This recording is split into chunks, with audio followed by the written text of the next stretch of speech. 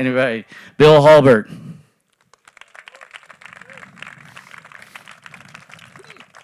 Thank you, Randy. All those past just means that I'm really, really old. But we are so fortunate today to have one of the Harmon boys back with us. As you probably know, we had Butch last year and we got Billy this year. If you don't know, you should know, their father, Claude Sr., was a triple threat. He was a world-class club professional, a world-class player, and a world-class teacher. He won the Masters in 1948. I'm sure Bill will have a few stories to tell you. He was a fabulous bunker player. But Bill has been a longtime coach to Jay Haas. He holds the record, I think, he told us the other night, for the most rounds as a caddy on tour by any coach that's still coaching. That could be, yeah, that could be. That probably is. But a longtime coach to Jay Haas, as I said.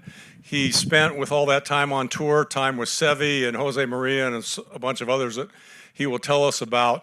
But the interesting thing about Bill is that he had some issues with his short game many years ago. Imagine, if you will, as an instructor, that you're out there and you're giving a short game lesson and you don't know whether you're going to chunk it or thin it or anything else. I still feel that way. But he figured it out, and the way that he did is part inspiration to why, I was first in line to ask Bill to come and present this year, and he very graciously has agreed to do so because he truly believes in mentoring, which he got from his father, and in helping all of us become better at our craft. So without further ado, please welcome Mr. Bill Harmon. Thank you, Bill. I'm old enough now to understand that I probably shouldn't even be standing here. And the only reason I am is that I was born one of the 4 Harmon brothers. Only 4. I had nothing to do with it. Just came out that way. So I've lived a whole life in golf with probably more opportunity than anybody that I've ever met. My father obviously was a good player, good teacher. He had 3 assistant pros that won major championships. He mentored countless head pros. He loved golf, he loved teaching. But without knowing it at a very young age, I was exposed to things that were unbelievable. Ben Hogan eating dinner at our house. Being around the best players, the best teachers, more importantly, the best people. So those of you who are just starting off in your golf career, Use that for now. great. You're very lucky to be involved in golf. And a lot of what I'm going to talk about in the next hour or so is just the experiences that I've had. I don't argue swing theory. I don't think I care enough about it to argue it. I try to stay abreast to all the teachers. Everything I do, every bit of research that I do in golf isn't necessarily to dispute anybody, but to help the person standing in front of me. Now, this doesn't pertain to the short game, but last week I gave a lesson to somebody that I used the stack and tilt method to help, and the next guy I used the method of Jimmy Ballard to help, and they couldn't be any more different. So everything I do is to try to help the person standing in front of me. And so the short game to me is there's no limitation to how good you can be in the short game. There's a limitation how far I can hit it. But I'm more interested, to be honest with you, you would be surprised growing up in the family that I grew up in. I'm more interested in teaching the recreational golfer. I think people that teach tour pros get too much credit. I don't know the percentages. What is 0.5% of golfers, maybe tour pros? Maybe the same amount of teachers teach these people, but there's 99.5% of other golfers out there that need to be taught how to play golf. And that's pretty much what we're for. Now, it's great and it's sexy to have the good players, but I quit teaching tour pros, or they quit asking me, whatever the thing was. And so I only teach amateur golfers pretty much.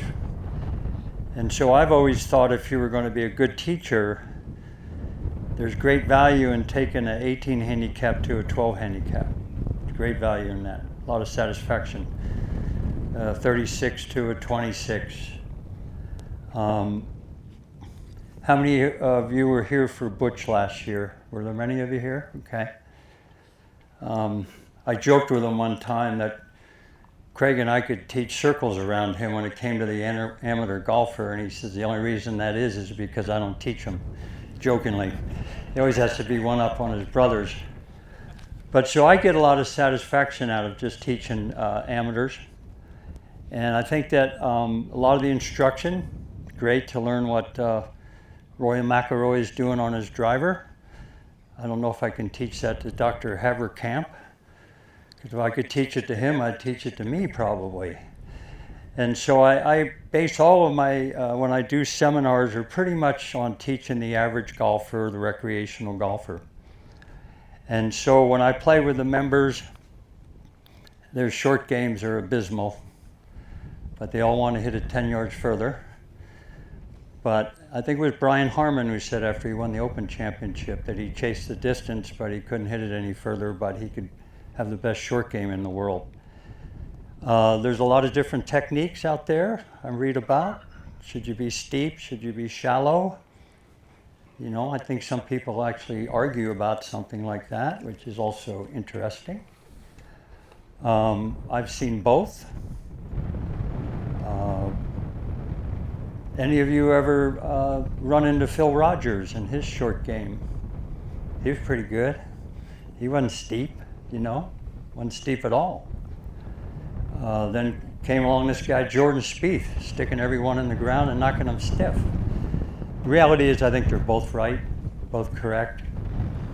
It's just a matter of which one you can do, which one works for you.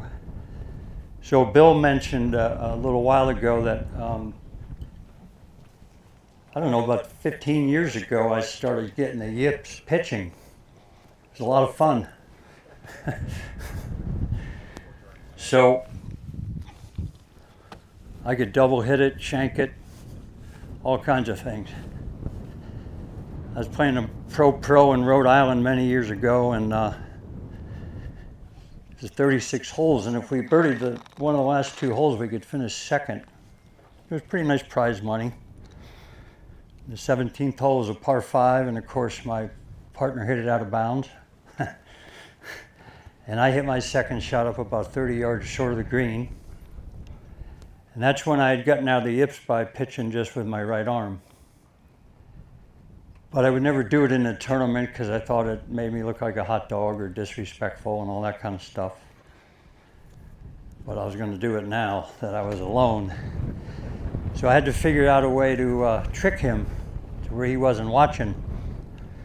So I asked him to bring the cart over because I wanted to get 3 or 4 clubs even though I knew what I was going to hit. And I had it in my mind that now I haven't practiced it one-handed in a while. See if I can even do it now. I guess I can. So I was nervous on that, by the way. So my plan was that when he hit the accelerator to bring the cart around, I was going to hit my shot one-handed instantly. And I did it.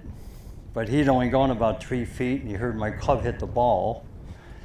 And he looked up, and I was holding on to the club with one hand. He goes, "What the hell are you doing?" I said, "Watch where it is. I chipped it about that far." I said I had to do the only thing I could do. I also think it's very important when you teach. Don't be afraid to be different. Don't be afraid to think outside the box. I think one of the advantages that, one of the many advantages the 4 Harmon brothers had, but one of them was we learned to teach when there was no video and there was no science. We had to learn to communicate. We had to draw pictures verbally. We had to look at the ball. I asked my father one time who was the best teacher in his opinion, and he said the ball. The ball tells you pretty much what you do, what you've done if you know what to look for. Willie, can I get some water there, please? And so I have been intrigued watching a little bit of the steep videos. My father was pretty much steep on pitching, but the opposite on bunker shots and lob shots. So he could do both. But when I started the one-handed pitch, excuse me one sec.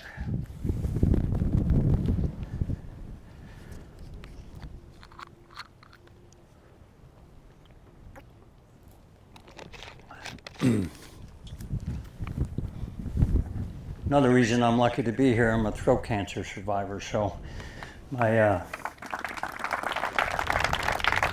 throat gets dry. Actually, I had a tumor way down at the base of my tongue, and I knew if my dad was alive, he would have said that wasn't a coincidence as much as you flap your mouth.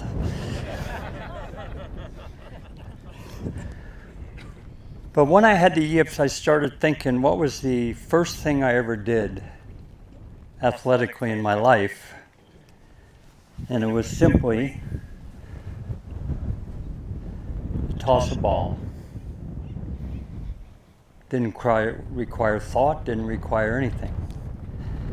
So I said, well, what would happen if I learned to chip that way, one-handed?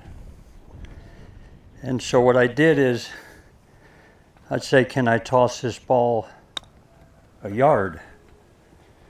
Could I toss it a little further? And the weirdest thing happened. I started hitting every one of them solid, and I bottomed out in the same place. But I didn't really know why, to be honest with you.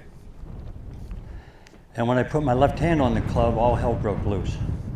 Like there's something there.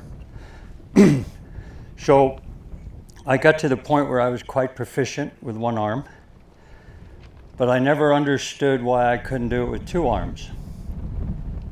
And I was up at Butch's school one time, and I like to jokingly say, but I'm kind of serious when people say, is Butch Harmon your brother? And I said, if you don't mind, Claude Harmon's my father. Then we'll move down to Butch, all right?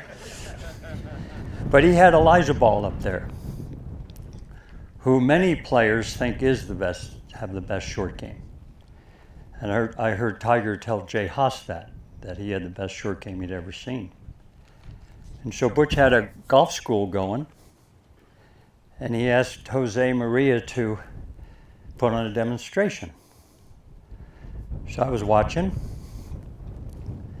and Jose Maria kept saying, it was so simple you couldn't believe it, but he'd say on a short chip, you just put the club right there. Longer chip, just put the club right there. He then said that whatever loft he had on the club, he actually had a relationship with it throughout his swing. He never wanted it to change. He didn't want to add loft. And I'm watching this, and I'm thinking to myself, when I do it one-handed, that's what happens. I'm not doing anything with the club. And so I've gotten to the point where I'm pretty good with two hands, but if I had to get that up and in for my life, I'm going one-handed. But I still think I look a little bit like a hot dog when I do it. So there's a lot of ways to do this. When I give short game lessons, it's my experience that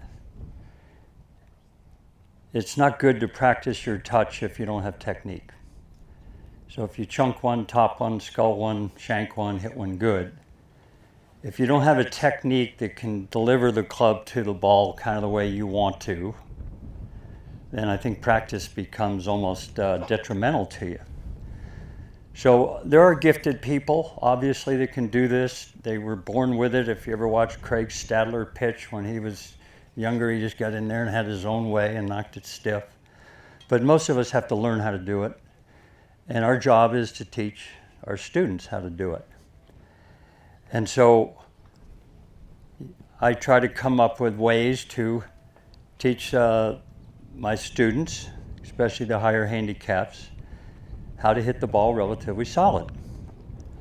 And so one of the things that I do, and this would probably be in the steep school, I like to have them, if they're just hitting the normal chip shot, to set up like they would a putt.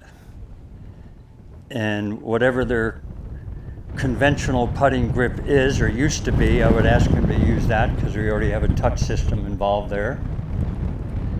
I would ask them to stand as close to the ball as they do a putt. And I would change the ball position, move it back, but I tend to like to see the handle of the club always centered. This always makes me a little nervous when it gets over there. Although there's a lot of good players that do it, it's just a little bit much to me over there somewhere. And then I explain to them that to hit a good chip shot, you almost always have to catch the ball on a descending blow. And I kind of made this up myself. Dale, will you come up here and hold this for me? Thank you. Will you hit this shot for me? Are you going this way? No, I'm not going to hit it actually. So, and this was very important to me because we see a lot of, most amateurs are rigid and stiff-wristed. And when they go back, they haven't created any power. And then they'll do this to create it. So my feeling is if the handle is in front of the ball to start with, and the handle stays pretty constant, the club will move up naturally. Can you see that? So if it was behind, it would go back low. So if they didn't do anything really with the handle, the club would come up pretty quickly, and if you just came right back down on that path, you could probably learn how to be a reasonable chipper of the ball. The other thing is, good. So people would ask me, well, do you hinge your wrist when you do it? And the reality is, to me, is that the right wrist hinges naturally when I do it. But if I drag the handle back, then it's not going to. So to me, I'm not thinking of hinging the wrist. I'm thinking of letting the club swing up based on how I set up. So the other thing is I believe that, when I watch Jason Day pitch that stiff-handed, dead-handed look, it looks great. But with my nerves, my body ain't going to move that much on a 10-yard shot. So I have to use the connection to the club. I do think when you're teaching the amateurs or the members, you have to give them the simplest way to do it. How many of you are old enough here to have heard of Dale Douglas? He was an old-time pro. And I used to teach up at Castle Pines in Denver, and he was a member there. And he would chip. Every chip he hit landed in the same place. He'd try to move the ball 2 yards, and he would just change the club that he was hitting for. So every chip he hit, he only moved it from here to there. So I asked him why he did that. He said, well, I only have to learn one speed. I just change clubs. And he did do it with his wrist. He said, I need to have some kind of power source, and my system means that I got to hit down on it a little bit. So there's a lot of ways to do it. I also really believe this now.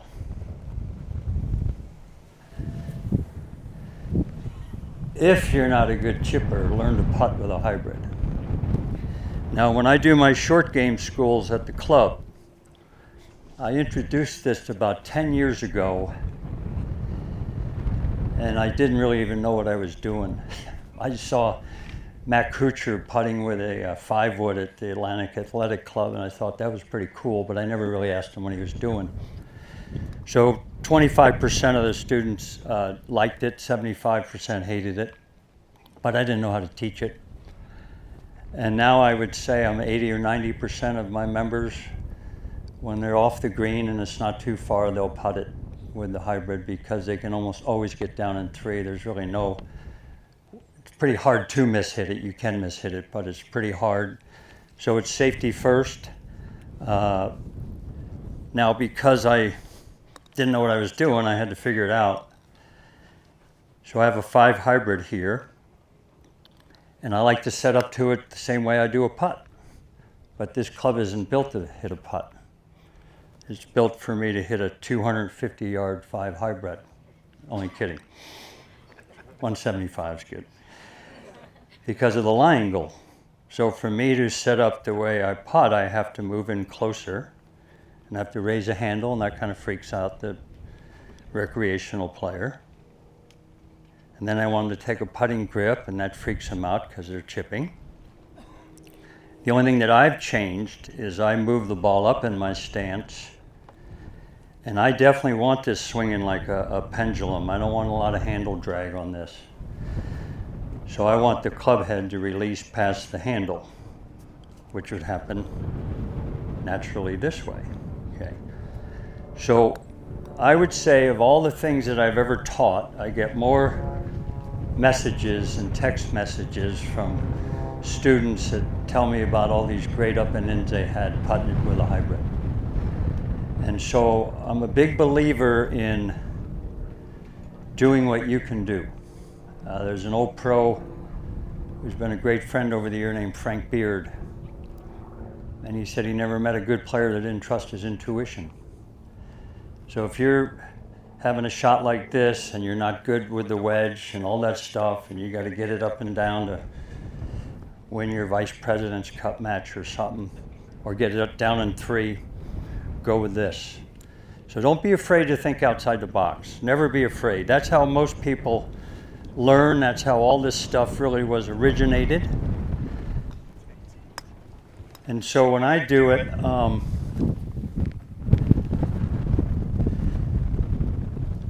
so I try to get in close. Can you hear me? Okay.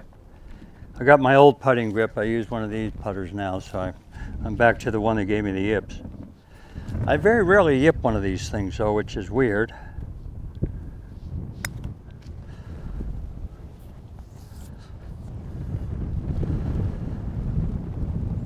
So if I'm practicing that doesn't bother me because I executed it. I just hit it too hard. But I'm not worried about contact. So now I can work on touch if I'm paying attention. So if I'm paying attention, I might tell myself to hit the next one easier. Brilliant, huh?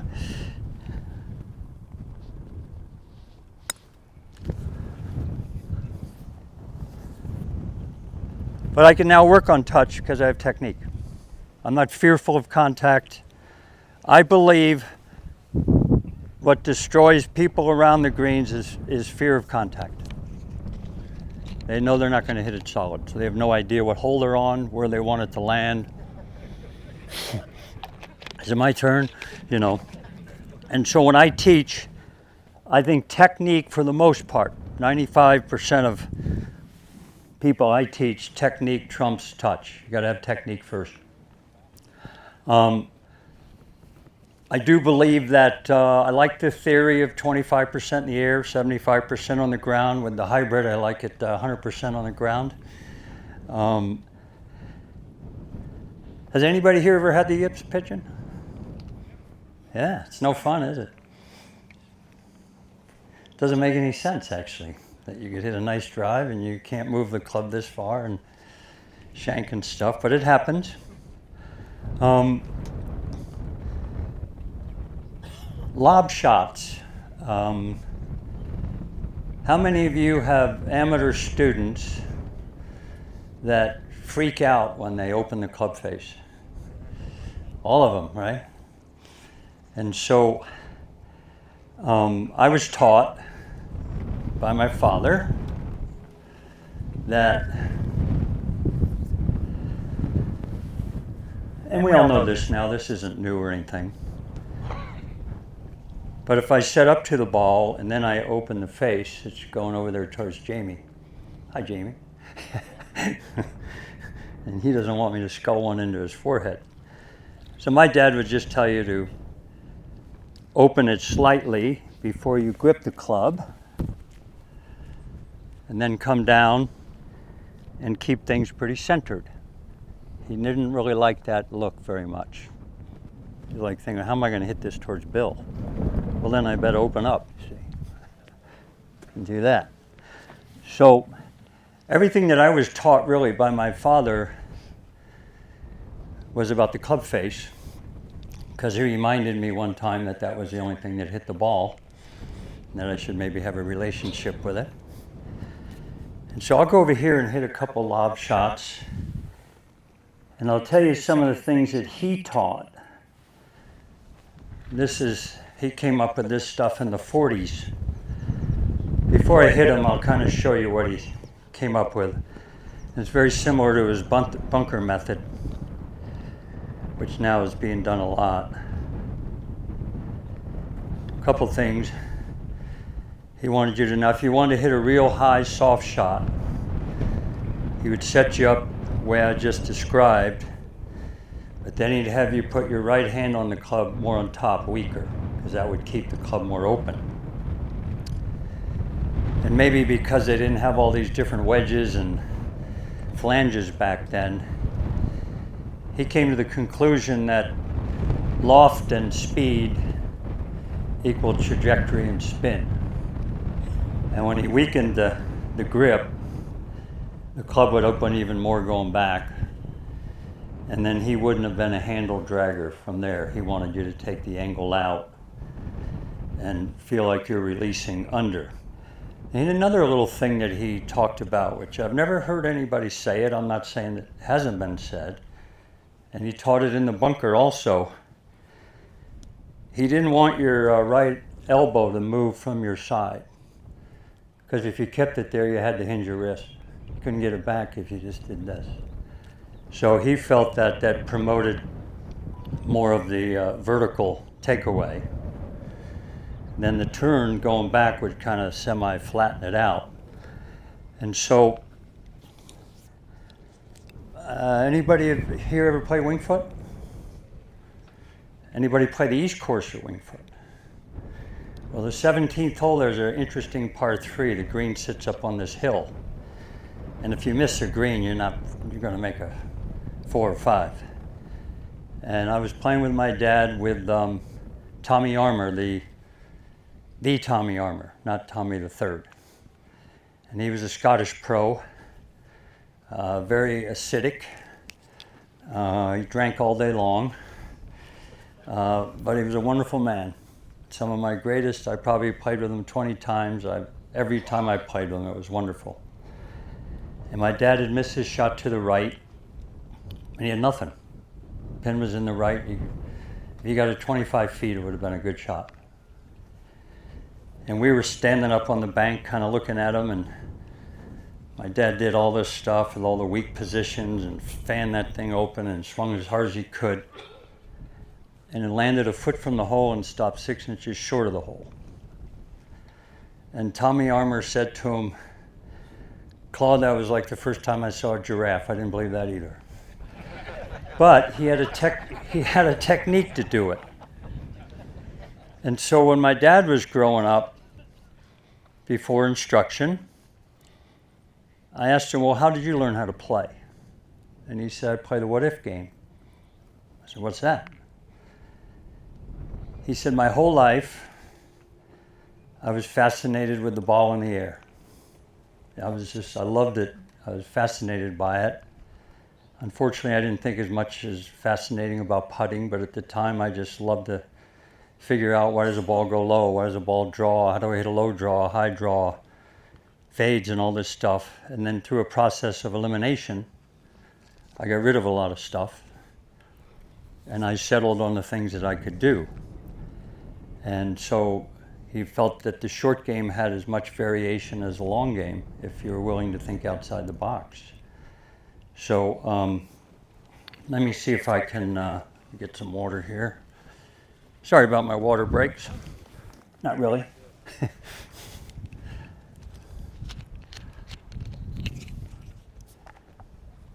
to take advantage of this water break for a microphone change.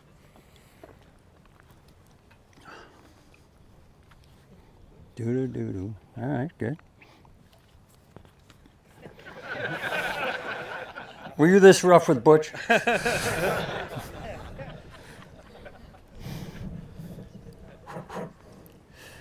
Butch and I have the same birthday. I was his 7-year-old birthday present. He's never forgiven me for it.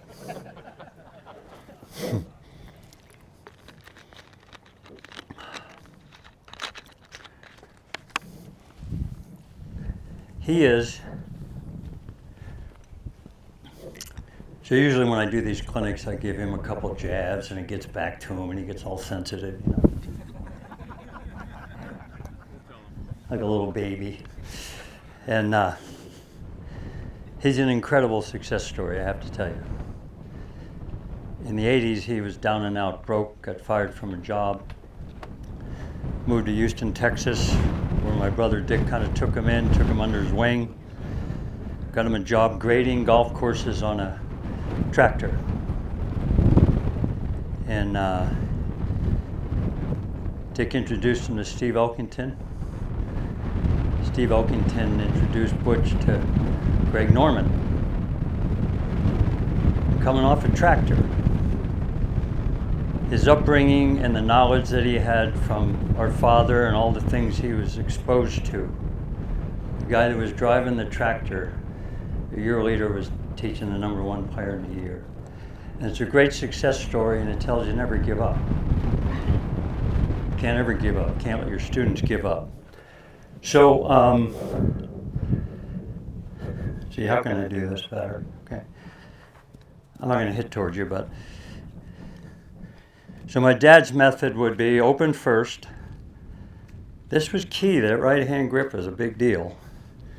And then when you went back, if you kept that elbow pretty quiet, the club would have to break up to get you that angle of attack, let's say.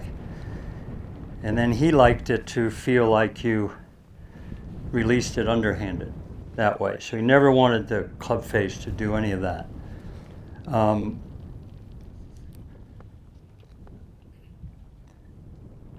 In the 1959 U.S. Open at Winged Foot, he was the host pro, 43 years old, 6 kids. And he lost by 2, finished 3rd. And if you've ever played Winged Foot, it's very hard to get up and down. He got up and down from every bunker in 72 holes. 72 holes. So he died in 1989, and my brother Dick, he died in Houston. My brother Dick was cleaning out his closet one day, and he had this set of clubs that he used in 1959. And Dick took out the sand wedge. He said, "Boy, this looks funny." And he went to his shop and he put it on a lie loft machine at 63 degrees aloft. Figured it out in 1959. Loft equals speed, which equals trajectory, which equals spin. And why did he figure it out? Because he had to, if he wanted to be any good. So a lot of this stuff that I tell you came from experimentation. Now the knowledge, everybody has it, and it's great. And it's great for teaching, it's great for our students. But we were listening to this stuff as kids before we even really knew what we were hearing, to be honest with you. And so I'll go over here and see if I can hit a couple. So I'm not afraid to get this thing open. So I try to keep that elbow there. The funny thing about it is when I do open it and weaken my right hand, if I square the club up, look how weak my grip is. That's weak. That's how to hit it short and crooked, baby. So, but now I've got to add speed.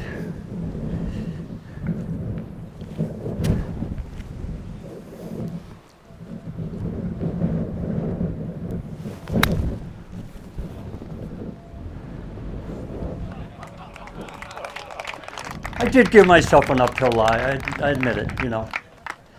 So it's very difficult to get our students to swing that hard on a ball that's only going to go 8 yards. But you have to get them to dare to be different. I always tell my students you can tame a wild horse, but a chicken will always be a chicken. So I'd rather see you hit it too far than too short. I want to tell you a couple of funny stories about the short game. I don't recall the year, but it was the year that the Augusta National did not require the players to have a local caddy. And I was caddying for Jay Haas, so I got to caddy in the Masters. Pretty big deal, you know, even though I wish I would have played, but knowing my dad had won it was pretty cool. Let you know how we were raised. Back then, my dad didn't really like long hair. My hair was long. And on Monday, I got it cut because I knew he was coming in for the champions dinner. And so I'm on the range, sitting there with his green coat. Quite emotional.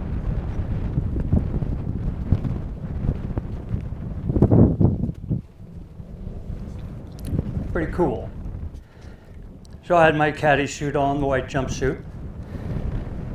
And I went over to him. As honest as he was with us, he was a very, very soft-hearted, giving man. We always kissed each other. So I went over, gave him a kiss. Well, evidently my hair wasn't short enough. And he reached in there, and he said, boy, I'd like to have that lost ball concession in your hair. There's a dozen Titleists in there. And I said, Dad, you just worry about that green jacket. I'll worry about the haircut. But anyway, they have a par 3 tournament there.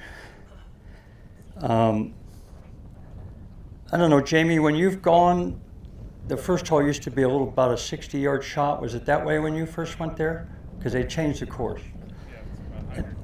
Yeah, but it was a different hole. It was no, it was just straight down, and the pin was over this bunker. And Jay Haas was playing the par 3. His uncle was Bob Golby, who had won the Masters, and Snead was Bob's best friend. So Jay's going to play the par 3 with Sam Snead. So I got over there half hour earlier or something, and I watched 3 or 4 groups. Every one of them hit a nice wedge, landed on the downslope, one kick into the back fringe. Couldn't stop it. So Snead got up, and he hit this shot, and his ball landed where everybody else's ball landed, except his stopped this far from the hole. Whoa, where'd that come from? I'd met Sam Snead a little bit through my father, but he didn't know me from Adam, and I wasn't going to act like he should know me from Adam. But I wanted to find out how he did that, because nobody else could do it. And so I buttered him up. Actually, I told him I sat there for 2 hours. I actually was there about 30 minutes. And that he was the only one that did it. Nobody could hit the shot that he just hit. And he says, well, they don't have the shot. And I said, well, what is it? And he said he had this kind of a southern hillbilly draw. He said he had the wedge with him. And he said, it's the left elbow sachet. He said, when I go through, I go like this. The ball just slides off the face and it comes down dead. His exact words, left elbow sachet. So years later, I was working with a player named Billy Andrade, and we were at Bay Hill. And he was going to play a practice round with Sevy. And it was right when Sevy's health wasn't good, his back was bad. So he told Billy, I'll just go 9 holes and I'll bring my putter and my wedge. So I knew Sevy a little bit, enough to maybe ask him a question and stuff. And I knew how to stay away from those guys. I didn't like to be bothered. And he was hitting shots like Snead. And he almost didn't have spin. It was weird. He just kind of hit and trickled. He didn't just hit and trickled. So we were on the 8th hole at Bay Hill. You've been there. Green's running away from me. He was hitting shots in the back bunker. Pin was right there. Nothing, basically. He's hitting these shots like Snead hit that wedge shot. So I said, Sevi, you seem to do that differently than everybody else. So the two uneducated golfing geniuses, Sam Snead and Sevi, you know what he said to me? It's all on the left elbow. Go like this, the club doesn't change. So I thought of, because of my upbringing, I said, how about this? These two guys that never had a lesson arrived at the same way to play a shot that nobody else could play. It was very intriguing to me. And my dad was that way because he experimented a lot, because he didn't have all the advantages or disadvantages of all this information. So the experiences that I've had watching these guys, and then I caddied, I don't know, 350 tournaments, whatever it was. So I got to watch all those players. And it seemed to me back then, I could be wrong, but it seemed to me back then they were more shallow than steep. That's just, I wasn't keeping score, I wasn't thinking about it. But, you know, I watched Freddie Couples pick balls off that thing with a wedge and never hit the grass and hit them beautifully. What I'm getting at is study both systems, study and shallow. Study both of them, shallow and steep, shallow and steep. Use your knowledge and then figure out who does it apply to you, the person that's standing in front of you. Our father taught us, don't get cornered in a box. There's a lot of ways to do it. The Hall of Fame is filled with different swings. I think in this day and age, in your wildest dreams, I don't think we could have ever thought the best player in the world would have the footwork that he has. And the genius of Randy Smith is he watches the ball, not his feet. So read as much as you can. You don't have to question technique. Learn what you can from it. You don't have to argue about it. Because there are good steep short game players, and there are good shallow ones. Now, can you take that knowledge and fit it to an 18 handicap? Which one they can do? They probably might not be able to do all this stuff. They don't have the ability to put the club on the ball. Maybe steep is better for them. More steady, more consistent. So I've never really, I have preferences, I guess, but my only preference is to help the person standing in front of me. You know, Rick said something this morning that resonated with me. He said a lot of things that resonated. But there was a picture of him and Colin. It was from the back. And they had their arm around each other. And he was talking about what a privilege it was and an honor to be a part of this young man's life. And I would ask everybody teaching golf to ask yourself, why do you teach? And then I would ask you to answer that question to yourself. See, teaching for me is no longer about me anymore. Used to be. My self-worth was wrapped up in it. It couldn't even be, I would say maybe 1% of my self-worth today is wrapped up in golf. 99% of it is wrapped up in how lucky I am to be with people like you. We get to share this. I don't know if it's going to help you, not going to help you. It's not for me to decide. But we get a chance to help another human being when we teach. And I don't know why it is, but when somebody hits a good shot, it makes them feel better. When I hit a good shot, it makes me feel better. I just don't hit enough of them anymore. And so what we get to do, we don't have to do it. We get to do it. We get to help another human being. Our profession has enough Tarzans out there beating their chest every time one of their player plays good. then they miss the next 3 cuts, and they're not out there beating their chest. And the reality is they were the same teacher when they played good and when they missed a cut, to be honest with you. Telling them the same stuff, being supportive, the whole thing. I'm a big believer in putting the spotlight on the player, not the teacher.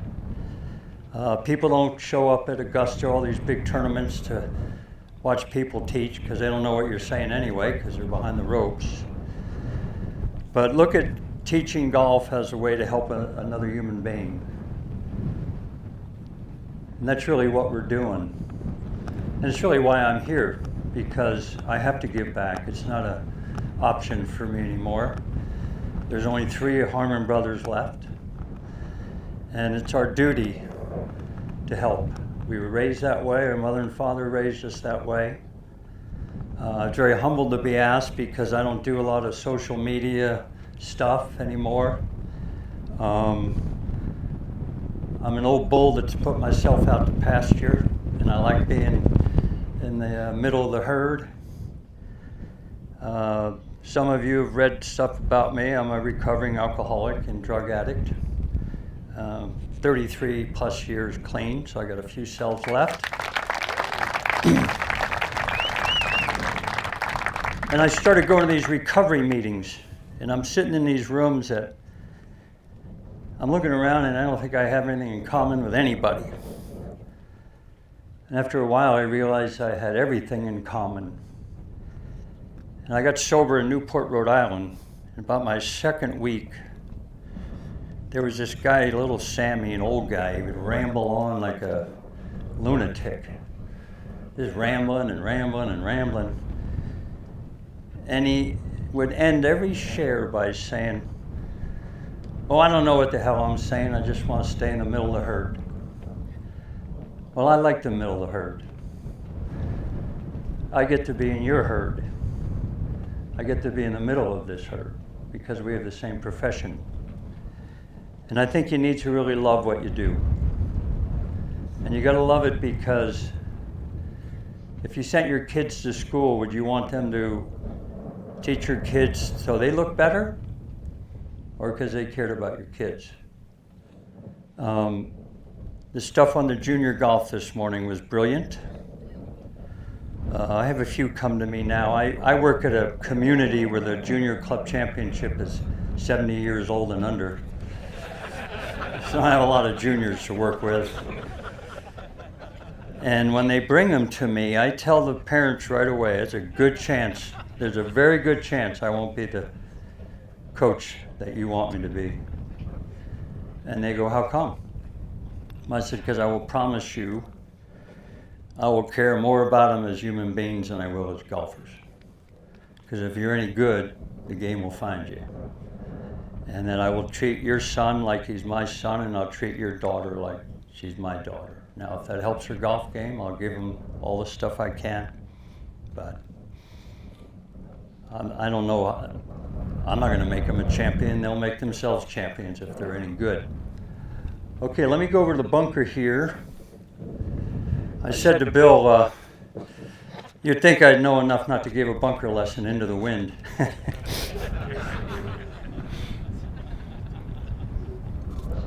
Now, we were taught, this was part of the fascination of my dad because no one was teaching it back then.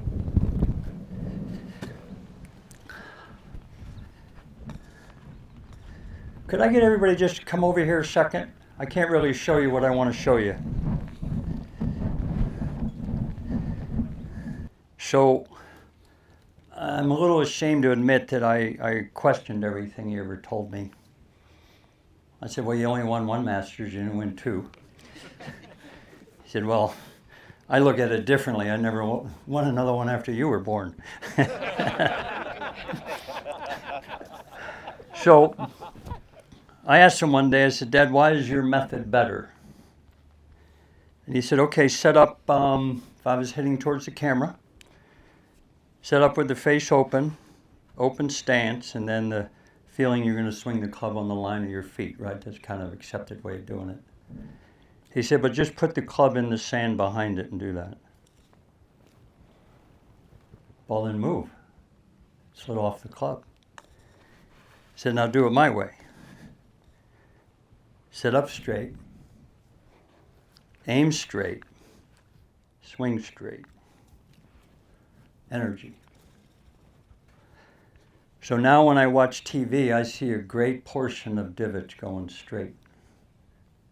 It's taught much more now than it ever was before. And he had this stuff figured out.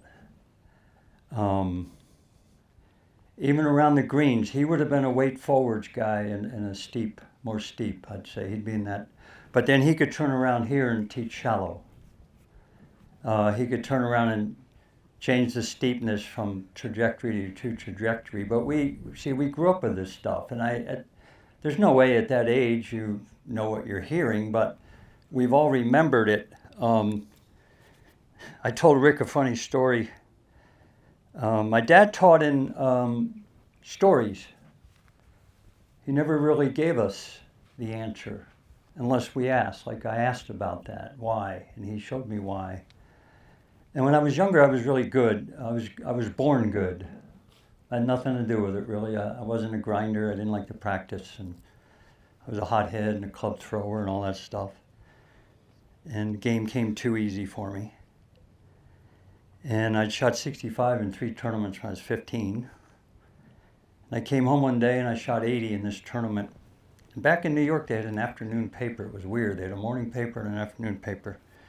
He was reading the paper like this. I walked in, never looked at me. I said, what'd you shoot, Billy? I said, I shot 80. I said, that sounds about right. Okay. He's still reading the paper. I said, well, you want to share with me why that sounds about right? It's simple math. Okay. And what is that simple math, Dad? I said, well, you've got the swing of a 0, the brain of a 16. You divide it by 2, you get 8. 8 plus 72 is 80. This is pretty funny, really. And I use that a lot with my students now. I didn't think it was funny then. And he said, I know what happened. You got off to a bad start. You got mad, and you flopped around like you're never going to play bad the rest of your life. And next thing you know, you were out of it. Of course, everything he said was true. And so he was very interesting in that way, in that he wanted us to figure it out. Or ask the pertinent question, which was, why is your way better, Dad, than this way? And his answer was pretty good, I thought. And so he taught us to hit out of bunkers with one hand. And so, if you ever try to do it with one hand, it's almost impossible to get it to go forward, cutting it. You got to almost feel hooky inside out because you get more energy on the ball. One thing I learned from Phil Rogers, though, and this is strictly for the amateur golfers, poorer players, they cannot seem to get enough speed with the club open. They just can't swing hard enough at it. They refuse to swing hard at it. And I saw Phil Rogers doing maybe the first coaching summit in New Orleans. I don't know how long ago. My brother Dick was alive because he was there. It was a long time ago. And he said he tried to get them to hook it out of bunkers. Open the face and then close it. And I've had a lot of success doing that. But the most success I've had with poorer players out of the bunker who just want to get it out and on the green, okay? I was doing a golf school at Cherry Hills in Denver, and my brother Craig was there. And I don't know how I got stuck in the bunker, but I got stuck in the bunker. Because when I do my schools, I don't get stuck in the bunker. Somebody else is going to be in the bunker. And there were these 5 ladies. They were all friends. They were new golfers. They were just having the time of their lives. And I finished with one group. I turned and here they come. Absolute beginners. I said, man, I got no shot here. This is going to be the most brutal hour of my life. And guess what I remembered? Something from my dad. He said, Bill, when you're teaching a beginner to get out of a bunker, they see that lip in front of them, and instinctively they try to lift it, and all their weight goes back, and the club bottoms out behind their right foot, which it does unbelievably. I said, so how do you get them out of it? He said, I take a ball. You ought to try it one time with your students. Put it kind of on the upslope and bury it. Tell them they got to dig it out. And even when they look at it, they know they can't try to lift it. And I did it with these ladies, and they each hit 2 shots with the magical sound of a good bunker shot, with the flange hitting it and it skidded out beautifully. And I said, well, it's all over. He said, we got 15 more minutes. I said, no, we don't. I'm leaving while I'm ahead. I said, let's go back to Brother Craig, and he's the nice Harmon in the family, and we'll work on that long game again. So the one thing that's really helped me with the poor bunker players, and unfortunately the course that I work at in Toscana's got very deep bunkers, so we probably have the worst bunker players in the history of mankind at that place. But the only way I've taught them to get it out really is not by giving them normal stuff. I had to put them in a very, very precarious situation and say, dig that ball out, and then they could do it. So that's when I say I would do anything to get somebody to improve. I'm really not a golf fanatic. I know this sounds crazy. I'm a swing enthusiast. I'm not a swing nerd. I don't study everything. I kind of look at shape. I'd say I like to change the shape more than the positions. And that's why I said I helped somebody with Jimmy Ballard right after a stack and tilt lesson, because they both applied to the student that I was teaching, and they were both successful. I'll give you something. For a lot of you are very accomplished teachers, so it won't mean that much to you, but the people that are somewhat new to the business, the very first lesson I ever gave, my dad was at Thunderbird, and it was his best friend I was giving a lesson to. I said, hey, how about that? He's picking me over Dad, I'll show Pops. And I gave the worst lesson you could imagine. It was unbelievable how bad it was. I was telling him what I was working on, but that didn't really apply to him.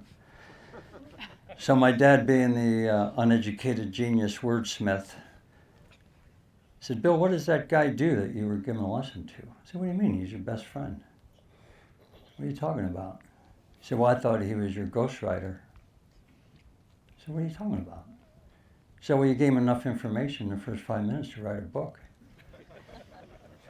Then you lost control of the lesson. So you bombarded him with more information just to try to prove to him that you knew what you were talking about. And of course, I'm not taking this very gently, even though I knew he was right. And I said, well, how do you know? He said, that's how it was when I started. It takes time to learn to be a good teacher. And then he said something that was very interesting. And I do it every time I give a lesson to somebody the first time. I said, what do you do?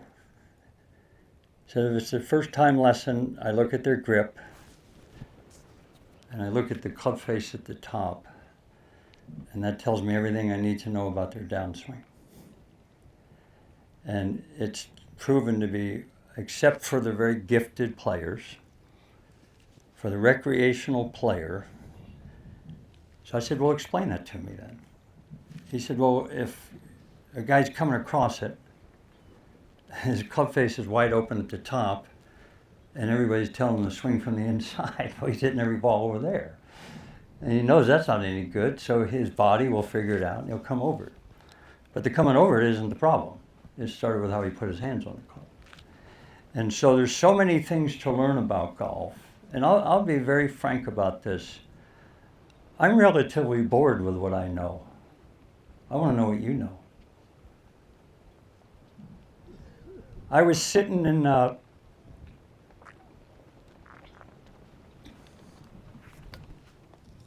recovery meeting, and a good friend of mine who had been in recovery for about the same amount of time, and he was dying of cancer, and he was 85 years old,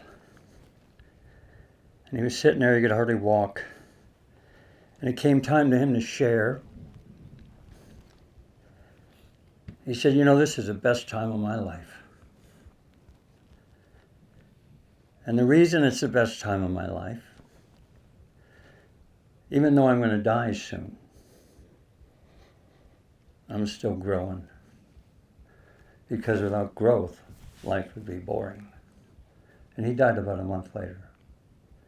And he meant it when he said it. And he said, so my feeling for you is to never stop learning. But teaching is giving. The weird thing about my father, not all, but most good players, because of its individual sport, are somewhat selfish. Doesn't mean they're not going to buy a drink or do something like that. They're into their own thing. But to be a good teacher, you have to be a giver. And my dad was able to bridge that gap and love teaching as much as he loved playing. I'll end with this, and I told Rick this. I loved his thing about the juniors and all that stuff. I've worked at high-end community clubs for 35 years now. Wonderful places. There's a part of me that's tired of it. I'm just another toy at the Toscana toy store. It's not true, but I was feeling that way. And I was feeling empty, is what it was. Something wasn't right. So my late brother Dick, he retired at River Oaks after 25 years, and nobody knew it. Usually the brothers would have known that. And it was very sudden.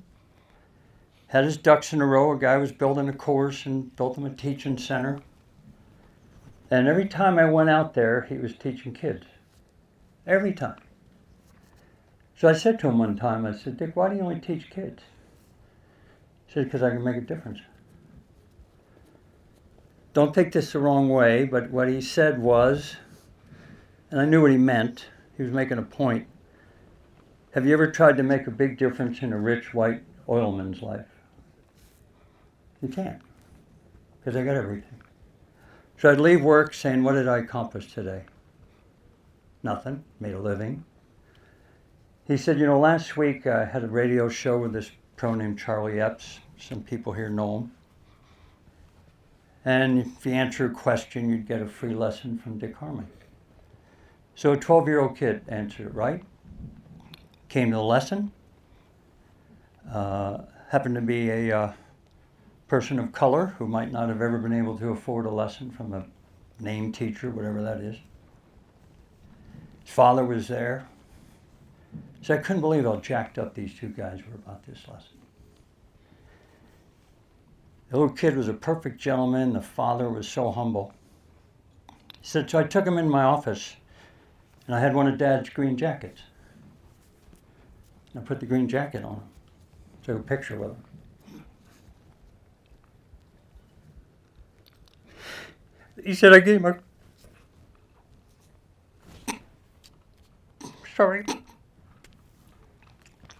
I gave him a Scotty Cameron putter, 2 dozen Pro E1s, and they walked out holding hands. I never saw that once in 25 years at River Oaks. So in the midst of my emptiness, I was hiking. My wife and I hiked many weekends up where we live. And we stopped and I said, God, it just happened. She goes, what happened? I said, Dick said, you know what to do. You help juniors. So I have a foundation. It started originally because of my addictions. It's grown pretty good. So I decided to give free junior clinics throughout the country. So the first year I did 8. And I was touched by 120 kids. This year I did 8 more, and I was touched by 150 kids. And the last one I did, I was in Las Cruces, New Mexico, not exactly a hotbed for junior golf. Had 30 kids, nicest kids you ever met, from 8 to 14. I don't pay myself, I pay my expenses, foundation does. And we were sitting around having lunch one day, and this 12-year-old girl said to me, what do you get out of this? Pretty cool question. I said, well, I've thought about that a lot. But I want you to understand what I'm going to say here. And the first part of it's going to be very special for me. My clinics are about giving and sharing. They're not about me, because I'm getting more from it than they're getting. And I said, but if I lived in a perfect world, and I want to give you an honest answer, the answer would be this. 10 years after I die, you have a friend or a family member in need. And this is a part I would love if it happens. And you say to yourself, man, I don't remember the name of that old guy that came and did that free clinic. But he taught us to share and give and share. And that would be my message more today than technique. I've had a life in golf you can't believe, really. I'm an ordinary guy that's had an extraordinary life. And when I was in the throes of my addiction, I turned my back on golf, and I turned my back on the people in golf. And they didn't do it to me. So every time I'm asked to do something, the answer is yes. Because I'll tell you one thing, 34 years ago, they wouldn't have been asking me to do this. Guarantee it. Especially if it was after 5 o'clock. So look at what an honor it is to teach and the relationships that you have. And my dad taught me one time, because I was a club thrower and a club breaker. I break one a year, by the way. It still feels good. And maybe 2. And he said, Bill, do you know what the etiquette of the game is predicated on? I was 15. I didn't know if I knew what etiquette meant, that I definitely didn't know what predicate meant. I said, no, what, Dad? You know? He said, it's very simple. I respect your right to play your stroke, and you respect my right to play my stroke. But that entails raking bunkers properly, where to stand, the whole thing. And if you learn to live your life that way, you'll probably have a better life. Now the teachers here, there's a lot of teachers here that teach juniors. You're really not teaching them golf. You're teaching them how to live their life. You really are. Because how many of them are going to be on the tour? Maybe none. We don't know. But it doesn't mean they can't have a great life in golf. And so get as much information as you can.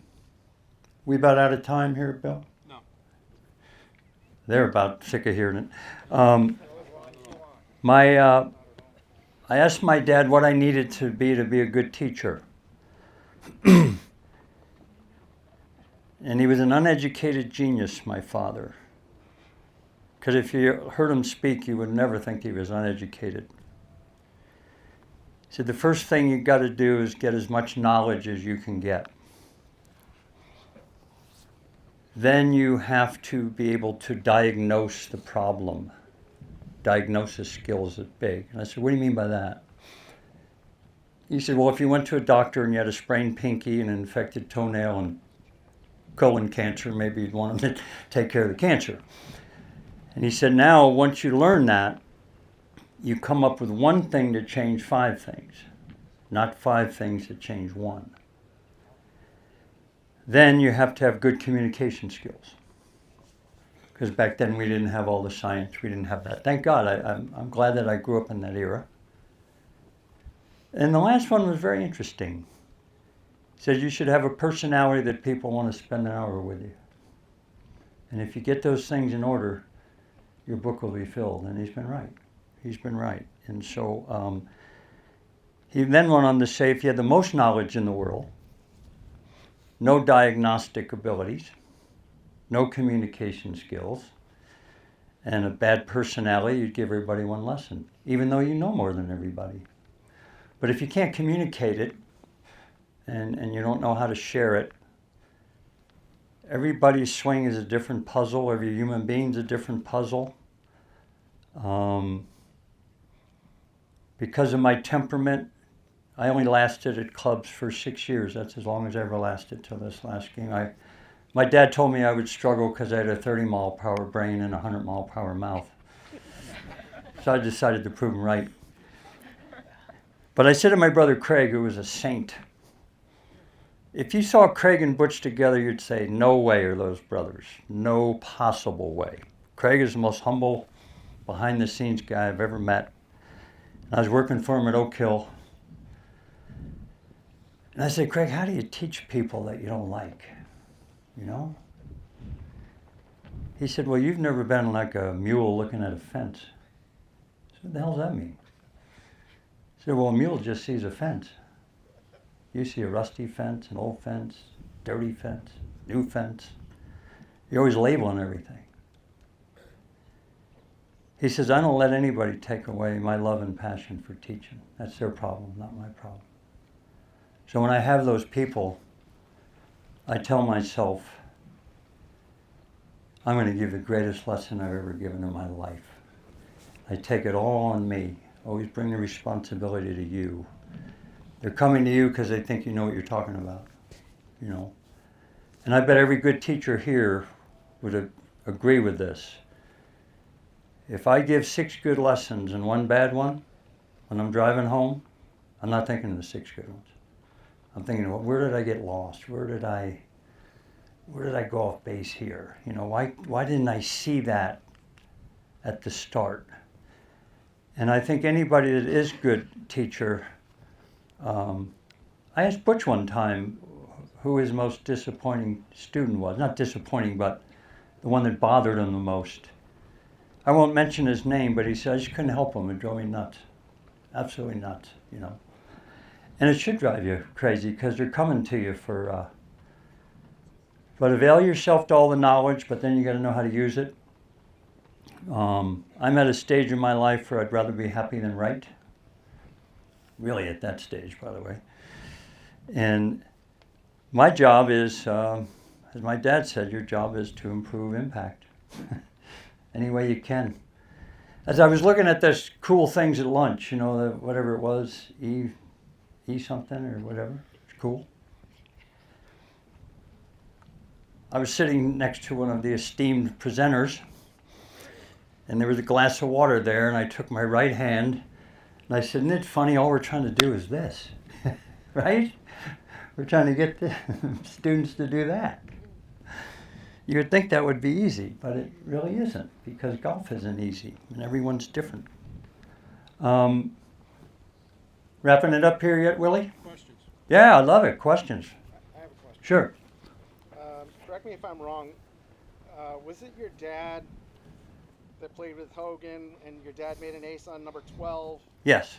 And then did your dad ever tell us that story? The story that's been told is completely wrong. So I'm curious. Completely wrong. And I'd heard it told 100 times in my presence. And I knew it was wrong, but I wasn't going to jump in there. But I was at work one day, and there was a guy there that I didn't like. So I decided to go off Craig's.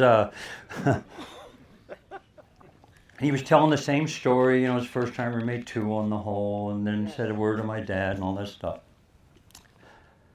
Well, Hogan and my dad were very close friends, very close. It was 1947, and Hogan and my dad, he'd gone to Seminole for a month before the Masters every year. They played golf every day together. My mother and his wife were great friends. So Dad did make the hole-in-one. And, you know, people are going nuts, but they can't go to the other side of the green. And they walk across the bridge together, and Hogan never says a word, nothing. So my dad picks the ball out of the hole, waves back to the crowd. Hogan made 3, by the way. I've seen the scorecard. Is that right? Which tells you right away the score is BS. So the story is Hogan made 2, and he turned to my father and said, that's the first time I ever made 2 on this hole. Didn't mention his hole-in-one. But the fact is he made 3. So walking to the 13th tee, which is a very short walk, 20, 25 yards, it's a little hill you go up. And my dad said in a barely audible voice, barely, nice shot. That was it. So they went out to dinner that night. And my dad's sports psychologist was Johnny Dewars. And I think Ben's was Jack Daniels, maybe. Dad got a little juiced up, and he started giving Hogan a little slack about, come on, Ben, you know I made a hole-in-one. I didn't get anything from you. And Hogan said, "You're lucky you got that because your hole in one didn't help me one damn bit." Same premise of his focus and all that stuff. I told a story at dinner last night. Dad was playing with Hogan and Middlecoff at the Masters in a practice round, and Middlecoff was a notorious bad bunker player for a great player. They finished. He said to my dad, "Claude, could you watch me hit some bunker shots?" Because my dad was also a teacher. His nickname was Proey. Most people don't know that. That's what the tour pros called him because they'd go to him for lessons. And he said, "Sure," because to him it's what he did. He taught golf. So they're in the restroom washing up, and Hogan turns to him and says, Don't tell that dumb SOB anything."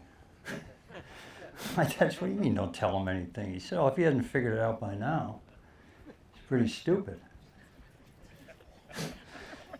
So I think they got along because my dad actually thought Hogan was funny. That stuff to him was humorous, And he said, "Well, with your permission, I'll give him a lesson, And Hogan said to him, "Well, how did you learn to be such a good bunker player?" And my dad said, "Well, it's an interesting story. When I was born, I had an infected ear. They took my eardrum out. I was deaf in one ear. I grew up in Florida. I started caddying when I was 8. I loved golf, just loved it, everything about it. And so when they would take my brother and sister and I to the beach, I couldn't go in the water. Back then, if you had a bad ear, you couldn't go in the water, maybe still. So I took my sand wedge to the beach with me, and I just hit balls up and down the beach." Hogan said, "You figured it out at 8 years old, and he hadn't figured it out at 38 years old. Don't tell him anything." Questions? Bill, can I ask, you talked about getting the chipping and pitching yips. Yeah. Do you think it starts with technique and then goes into sort of attention? It's a great question. What do you think? Is it the chicken and the egg, or it comes? Well, I think what happened to me, some of us are old enough to remember there was a great golf writer named Herbert Warren Wind. And maybe in the 70s, they asked him what was the biggest change he'd seen in golf, and he said the lawnmower. So when they started cutting these fringes like this with no cushion, you got to go over that bunker, and see, here's easy. I never had the yips out of here. So it was there that I started trying to help it up.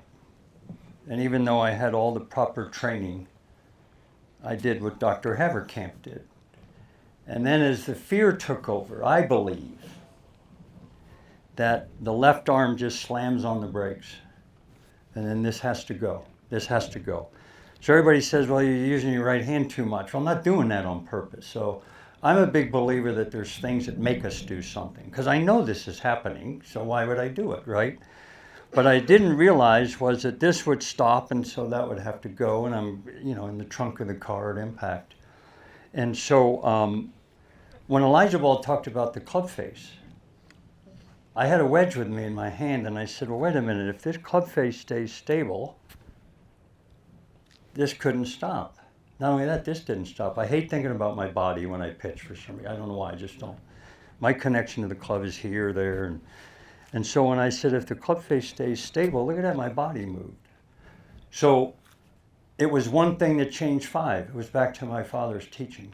The thought of keeping the club face stable changed everything my body did. But I wasn't thinking about my body. I was just thinking about, what my dad said, the only thing that comes into contact with the ball. Bill, what are you doing with your eyes? Both in the bunker, what are you looking at on pitch shots? What are you looking at during the actual shot? I'm always in the bunker looking at where I want the club to enter the sand. And usually if I'm hitting a lob shot out of the rough, I'm looking there. And then my little trick when I got the yips is I would look in front of the ball on chips and pitches. Because it kind of hard to hit the front of the ball when you're like this. So, Don January said something one time. I don't know if any of you guys have heard of him. And unbelievable how prophetic it was. So this is probably in the 60s. And there was a wonderful player named Orville Moody that was a terrible putter. But when he got to the Champions Tour, he went with the broomstick and putted pretty good. And I was, 16, I'm reading Golf Digest or something. And I always remembered, he said, if you're a terrible putter, you'll never get any good putting the way you normally putt. You have to try something different. Well, back then, if you went left hand low, you were thought to be a quitter. You know, you're not man enough to putt normal, you know. Now you got all kinds of grips going on. And I also think when you have the yips, you know, now we see guys putting left hand, chipping left hand low. They go to any length to figure out how to do it. And you must always trust what you think you can do, whether they like it or not. And so that's why I think experimentation, the what if game that my dad played. But my father truly loved golf. I'm tortured by it, I'll be honest about it. He loved it, everything about it. And when Rick was talking, the 10th hole at Wingfoot on the open course is a beautiful par 3, gorgeous. And I was playing with him one day, and because he had to make a massive grip change in the 40s from a 4-knuckle grip to a 1-knuckle grip, try that sometime. Go from here to there, see how good you played the first year. So he always gripped the club up here because it was a habit, because he didn't want to trust his feel when he was changing. He said, I got to get this over with as quick as possible. I don't want to waste one swing. Well, by that time, he just did it naturally. This was part of his pre-shot routine. But as he was doing it, he was always looking at the target, and he always looked a little bit longer than most. I don't know whether it was a second, 2 seconds, but it was longer than most. And I said to him, I said, Dad, what are you looking at?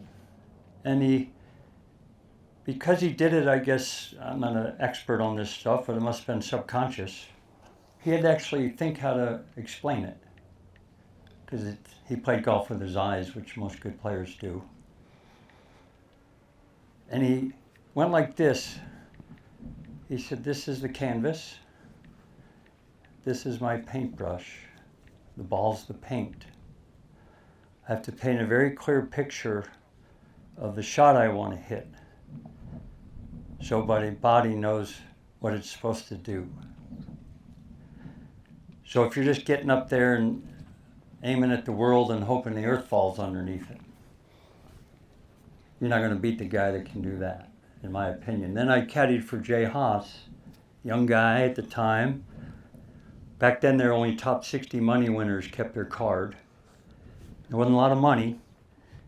So unless you were a super duper great player, when you got in the top 10 going to Sunday, you almost had to hold that position because the money dropped off quick. So there was a lot of pressure. And it was a windy day in Greensboro, and he was playing good. He was maybe 1 under, and he'd moved from, I don't know, 18th to 6th or something like that. A place called Forest Oaks. I think Rick Fear probably played there. And it was a 2-iron par 3 and then a very awkward par 4, tough hole. And I knew if he parred these 2 holes, he could maybe what we call backdoor top 3. Be like stealing almost.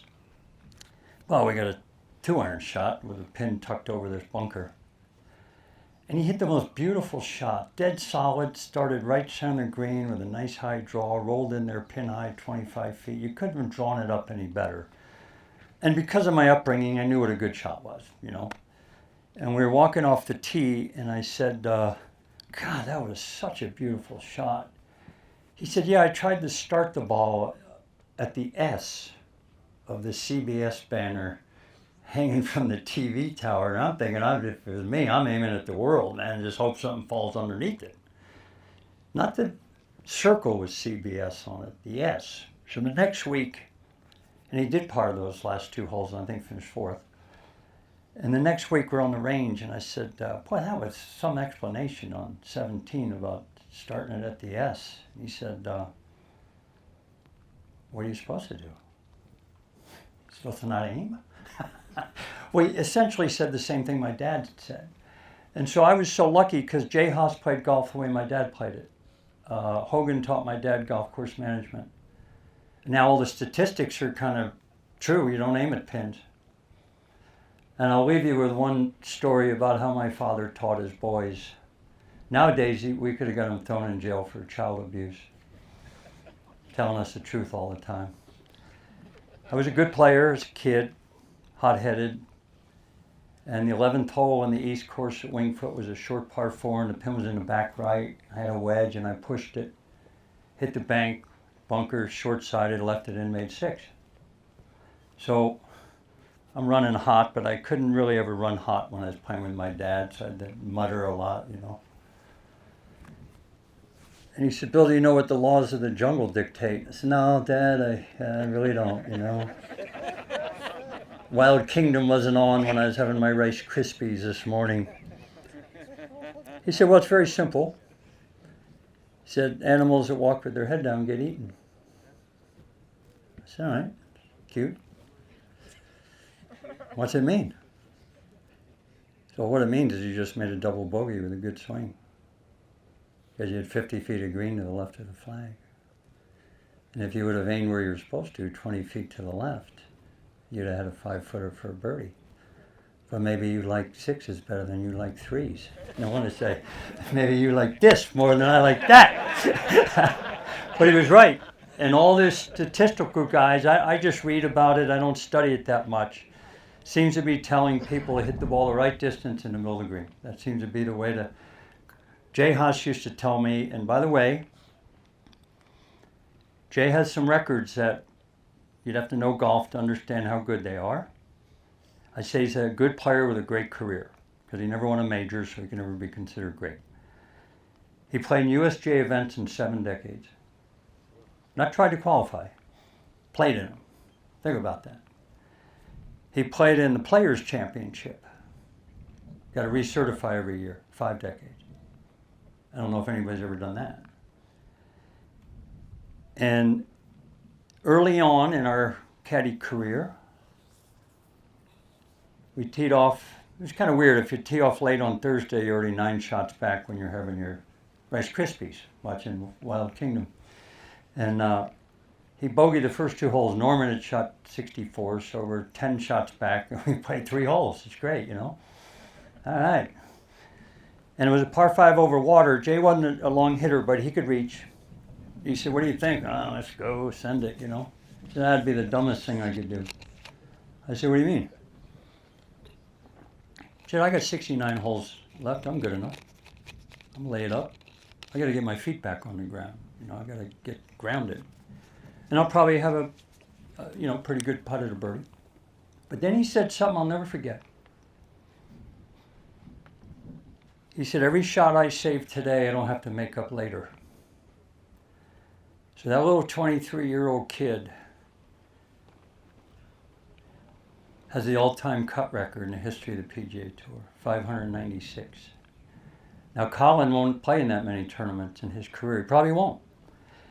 And if you factor in the Champions Tour, if you finish top 48, it counts as a cut made. He's got 950. So, but what did he do it with? This. Discipline. The caddy, "Yeah, let's go, you know, we're 10 back, who cares, you know." He said, no, that's the worst thing I could do. So I caddied for him in the Masters at Jack won. Played with Jack on Saturday. Sunday, Jay's playing good.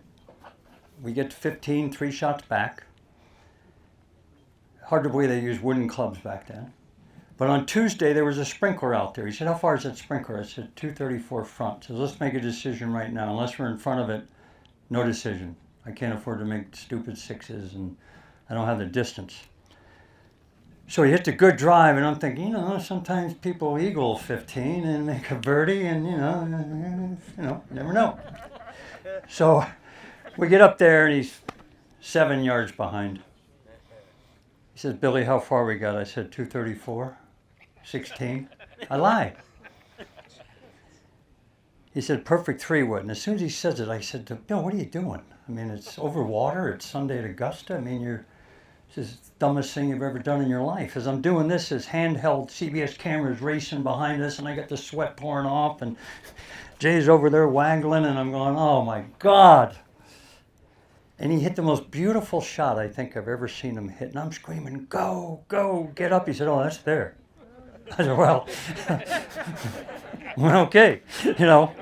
And he hit it about 15 feet, 2 putted, parred in, I think shot 66 or 7, had a nice finish 5th, which is good Good tournament. We played with Jack, 5th in the Masters. He said, I'll see you Tuesday at Hilton Head, 7 o'clock. He hated practice rounds, so he always went out first.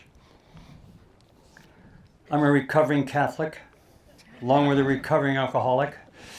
And we were walking down the first fairway, and I said, Jay, I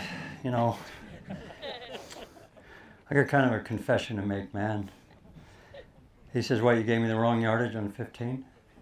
I said, what? You knew it? He said, it was good caddying because I was hitting it perfect. I was juiced up. It was warm out. But more importantly, don't you remember what your father told me? And I said, what was that? He said, only gamble when you're swinging good. So I got the green light. My intuition was, I wanted you to talk me into it. So you read the situation perfectly. It was great caddying. I said, oh, yeah, I said, but just kind of maybe hypothetically that you hit that thing on the heel and landed in the middle of the lake. Well, I wouldn't have asked you to be here at 7 o'clock on Tuesday. Thanks, everybody.